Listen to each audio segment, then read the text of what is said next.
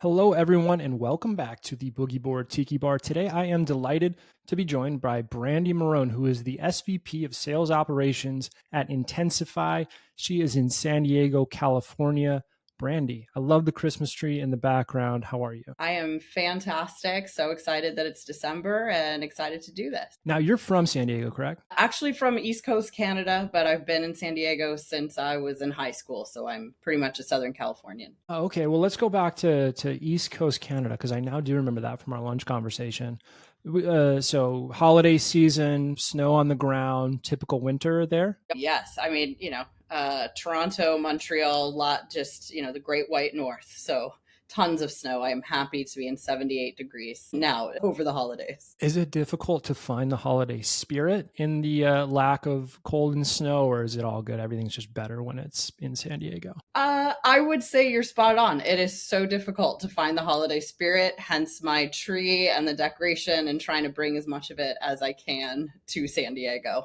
It's a little disappointing with how unspirited people can be here. That's fair. That's fair. Well, we'll share this to the San Diego audience and get them in the mood. All right. Great. Now, if I'm talking to Brandy when she's still in Canada, I imagine she doesn't yet want to be an SVP of Sales Operations for Intensify. What did you want to be when you grew up? Oh my goodness. The funniest thing, actually, when you're little and you draw those pictures of, what you want to be when you grow up and the parents come in for parent teacher night or what have you, and the photos are all over. All the other kids had photos of astronaut, firefighter, police officer, etc. Mine was a picture of me hanging out of the top of a limousine, and I wanted to be rich. That was, that was plain and simple. I didn't know how I was going to get there, but that is what I wanted when I was a small child. That's very direct. I like that. Yeah. I like that. You don't matter how you get there. You just No. you end up there. Yes.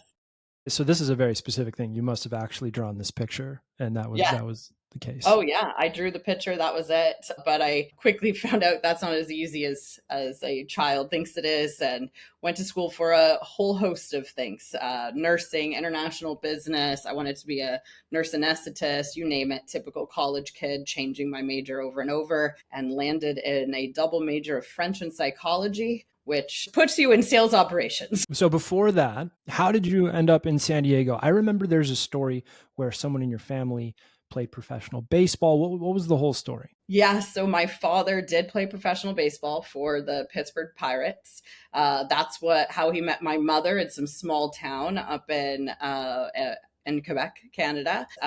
He actually they traveled all around before they had kids, landed in Canada, but he was from San Diego. So that is eventually what brought us here about 30 years ago. So that, as I said, I'm a Southern Californian now. Blood is thinned out, hair's gone blonde, tan skin, and I can't handle anything below 70 degrees. I resonate with that so much. I'm from Wisconsin, and whenever it gets cold here, I'm always just shivering. And people say, "Aren't you supposed to be tough? Aren't you supposed to like this?" And say, "No, this is why I migrated south." Exactly. I moved.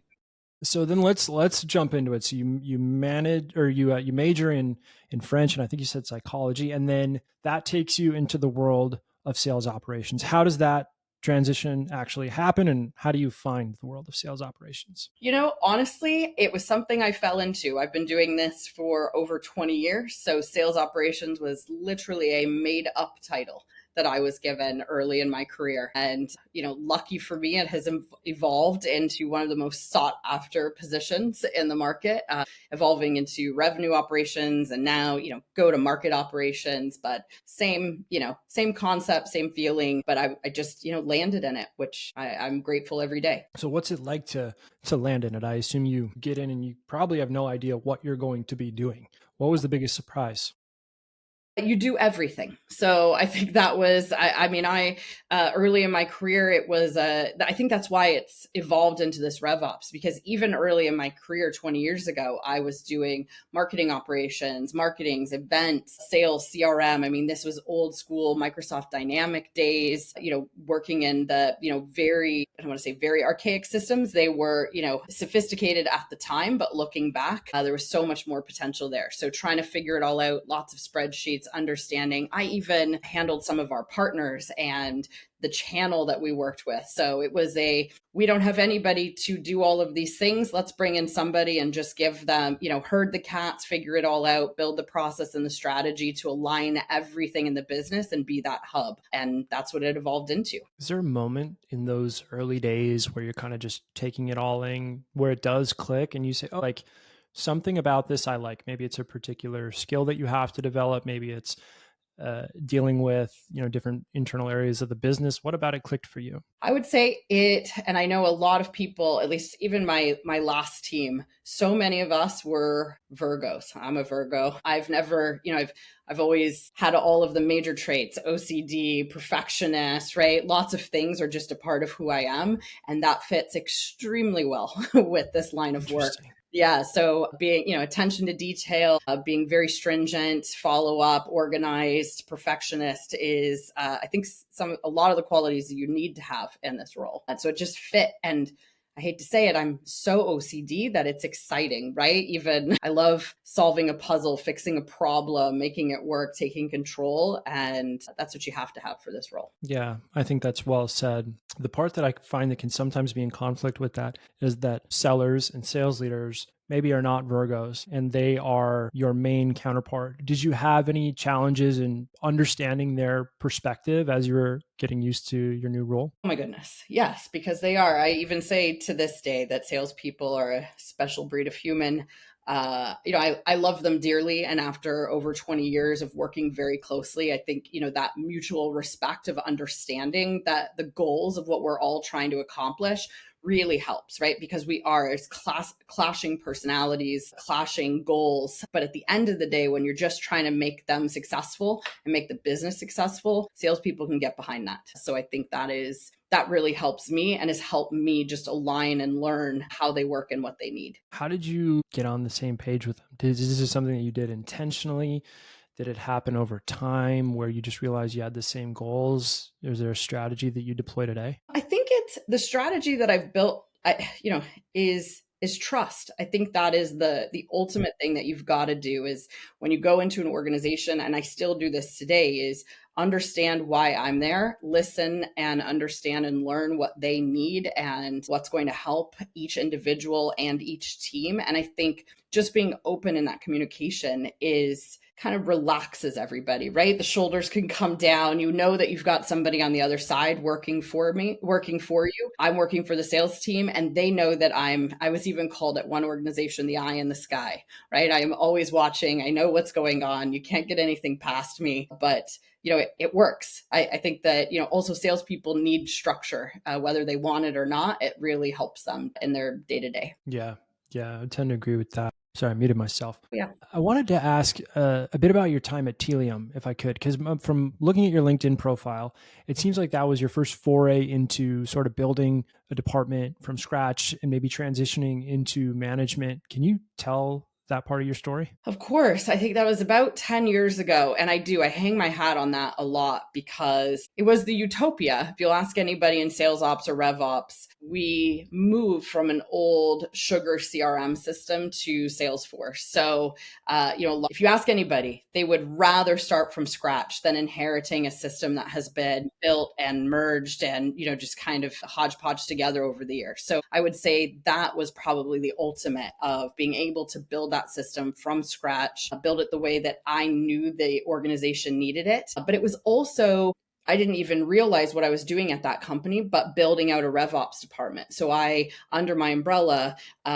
worked very closely with marketing operations, customer service, the ticketing and case management side. I also grew out the BDR team, which I think is a team that always companies don't know where to put it, right? So does it fall under sales? Does it fall under marketing? RevOps or sales ops can be a very great neutral ground to have a BDR team just operate, because then you're working towards all of the departments, right? There's no one sales leader that's trying to drive somebody to do something outside of what marketing is looking for, et cetera. So it was just, I was building out a RevOps department before RevOps even existed. That term didn't come to fruition, I think, until probably closer to 2020. And it was, so it was just really exciting having a seat at the table, being in early at a growing company, taking it from, I think we were at 50 people when I started to almost 400 when I left.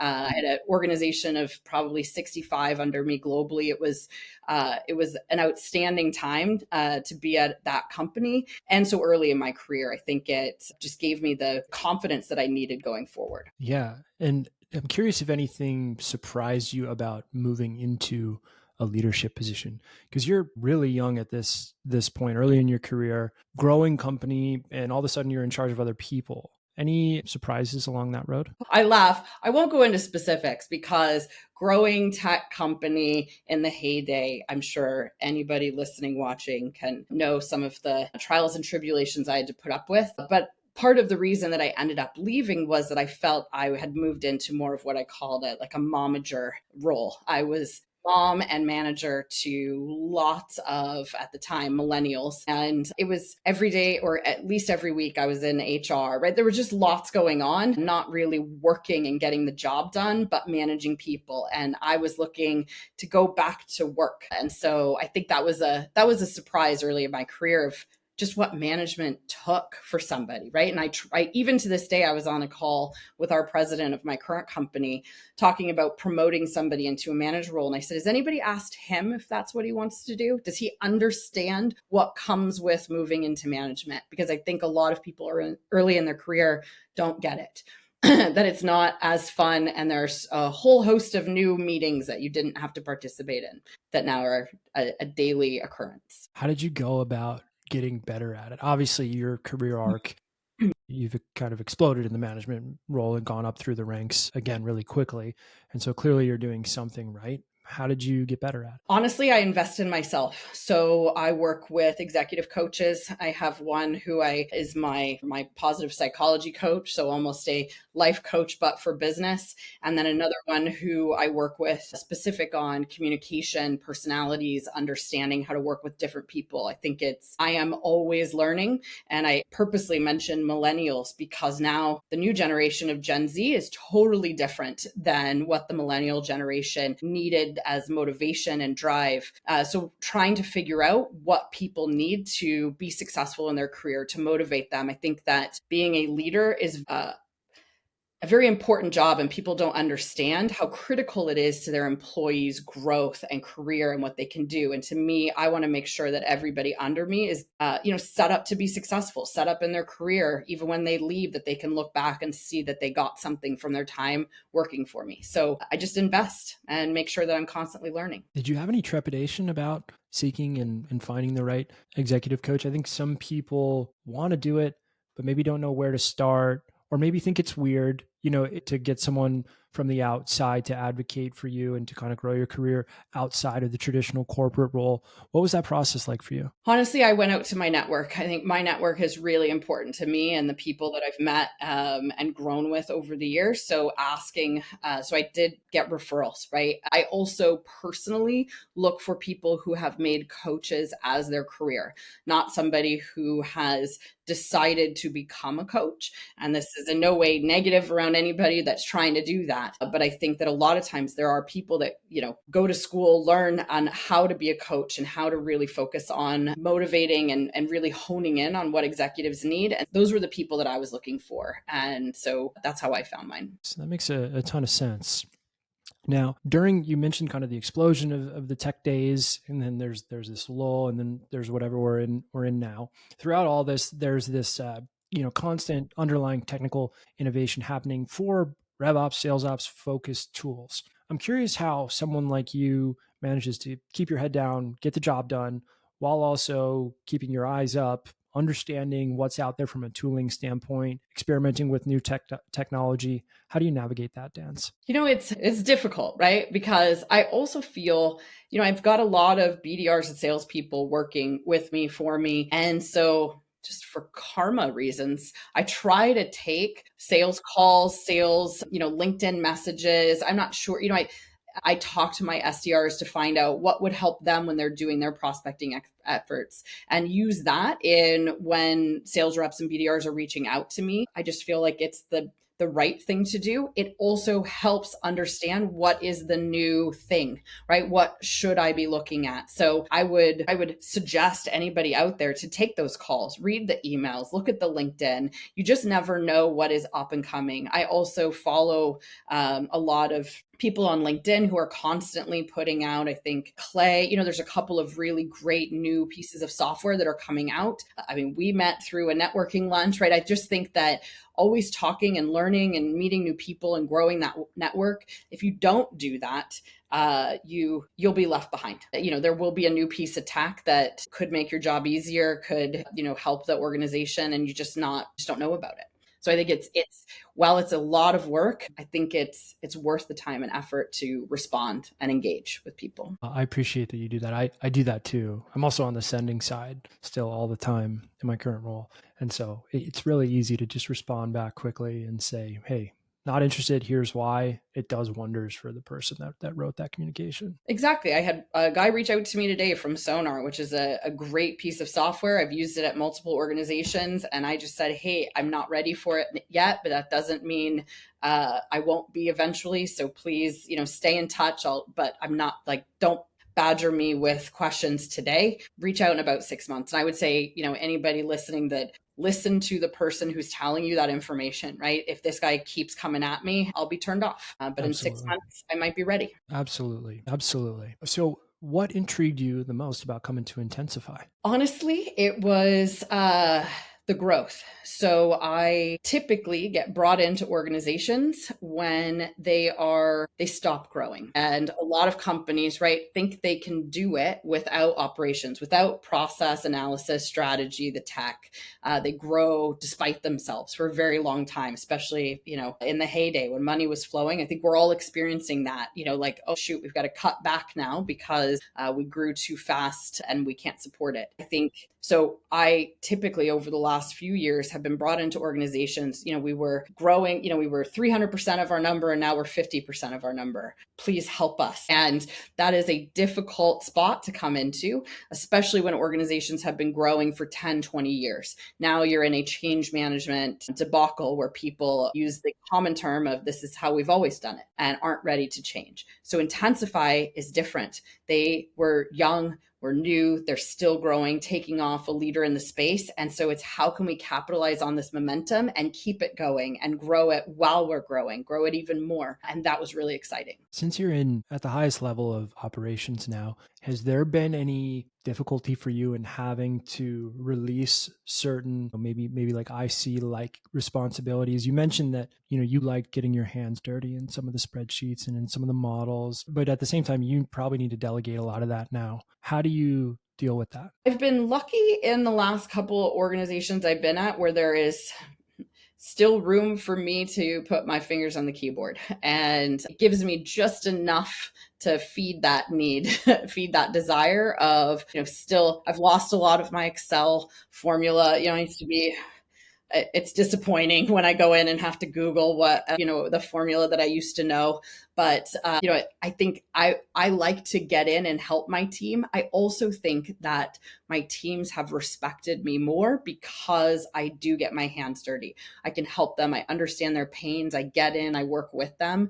And that is, not that I'm looking for respect, but I think that as an IC, you then respect your manager more when they're in it with you, and they can have that conversation and really understand your pains and make suggestions or recommendations that maybe they weren't thinking of. I always dip in just a little bit to keep myself fresh. And like I said, I don't want to lose all the Excel formulas, but thank goodness for Google. Absolutely. I'm curious, you're obviously plugged in network wise, active on LinkedIn and other platforms. So you're monitoring what's going on.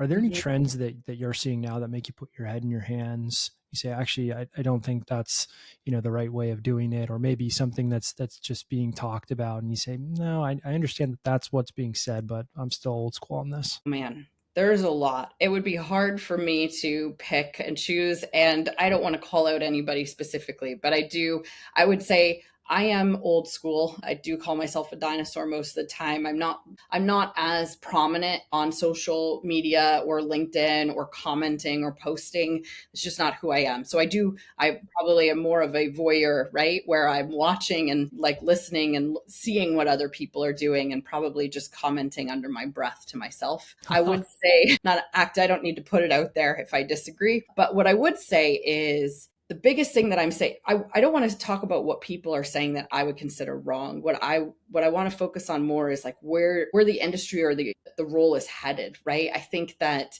the big piece people need to get out. I think a lot of organizations are still stuck in this CRM data, right? Like and I love Salesforce, right? So I don't want to say anything negative about Salesforce, but the wave of the future is AI. So we need to get out of this doing the analysis, entering the data, plugging into all of these platforms. Instead, we've got to shift to more AI driven of just asking the computer questions, having it do the work for you. I was even talking to a company the other day where it seems as if I'm selling myself out of a job by bringing them in, but it actually will make life so much easier. No longer do I have the president asking me, where do we think we're going to hit with, our bookings in the US versus international. And then I've got to go and look at spreadsheets and analyze. I can just ask the computer, where are we going to hit based off of bookings and commits today? And it will spit out a number. So I think that all of that is the wave of the future and people need to get on board with it. I love that. That's a positive spin on my somewhat negative question, maybe. All right. So now, can you tell the listeners the story of you investing in a vodka company? Oh, goodness. It's not much of a story. So I invested in a vodka company. Well, what's it called? What's it called? It's called Trust Me. Their claim to fame was they have artists do the bottles. So the bottles are actually very Cool. gorgeous and almost like art pieces. I would say for me, the investment would get you a case of vodka. So every time you buy shares and invest in the company, they would send cases of vodka. And it was a lot of like guerrilla marketing, go out and have all of the shareholders start to drum up business. So a different approach. And, but I probably invested too much because I had way too much vodka and was handing it out as gifts to my cleaning people, to anybody that would take vodka. Be a friend to Brandie. You might just get yourself a bottle of Trust Me vodka. I think that I would send cases to my employees as gifts. I couldn't get rid of it enough. So anybody at eMoney received a lot of vodka from me. I love that. Okay. So the question that we always end on is, you've had like an awesome career to this point of pretty fast upward mobility. Started in sales operations before it got hot, moved into leadership right away, into super senior leadership at really interesting companies. Someone's going to hear this and they're going to say, whoa, that's pretty cool. I think I would like to emulate Brandy's career in some capacity. What advice would you give to them? I would say try. It's funny. I just had somebody reach out to me. I love to mentor and talk to people about this. So if anybody's looking to get into RevOps, I also please link in with me. I'm happy to talk through it. But my best piece of advice is see what you can do at the organization you're already in. Try to get, if they don't have a sales ops or RevOps department yet, try to build it and take on some of those roles where you are. Because if you can get that, the experience and I always look at everything as resume building. So how can you show that you've been doing the role before you move to the next, your next company? And because sales ops, RevOps is so hot now, people are going to be looking for that experience that you've done it before. Do it where you're at first, and it will be easier to then parlay that into your next role. Really build that resume, show how you can handle all the things I talked about earlier, right? Herding the cats, being organized, building the process, understanding the strategy and the systems. Your current organization will thank you for it. They won't be able to live without you, I guarantee it. And then you can turn that into your next role. Love that. RevOps as brought to you by Brandy Marrone and Phil Knight. Just do it, right? Yeah, just do it. Awesome. Well, Brandy, thanks so much for doing this. I'm looking forward to seeing you next time I'm in San Diego, and maybe we can do this again at some point next year. I'd love it. This has been great. Thanks, Kevin. Awesome. We'll talk to you later. Okay, bye.